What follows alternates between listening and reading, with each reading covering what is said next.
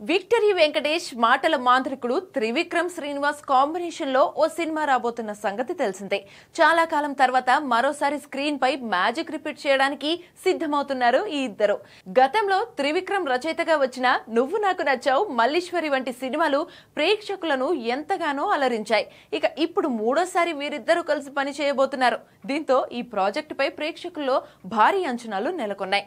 అసలే ఈ ఏడాదిలో సంక్రాంతికి వస్తున్న సినిమాతో కెరీర్ బిగ్గెస్ట్ హిట్ అందుకొని ఫుల్ జోష్ లో ఉన్నాడు వెంకీ మామ. దీంతో ఆయన తర్వాత చేయబోయే సినిమా ఏంటని అందరూ ఆసక్తిగా ఎదురు చూస్తున్నారు.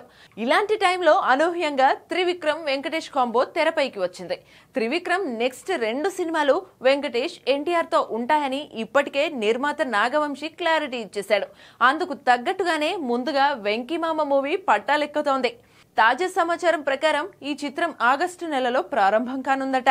ప్రస్తుతం ప్రీ ప్రొడక్షన్ పనులు వేగంగా జరుగుతుండగా స్క్రిప్ట్ లాక్ అయి లొకేషన్, టెక్నికల్ టీం, కాస్టింగ్ పనులు కూడా శరవేగంగా జరుగుతున్నాయట. త్వరలోనే అధికారిక ప్రకటన రానుందని తెలుస్తోంది. మరి ఈసారి వెంకీ మామతో త్రివిక్రమ్ ఎలాంటి సినిమా చేస్తాడో చూడాలి.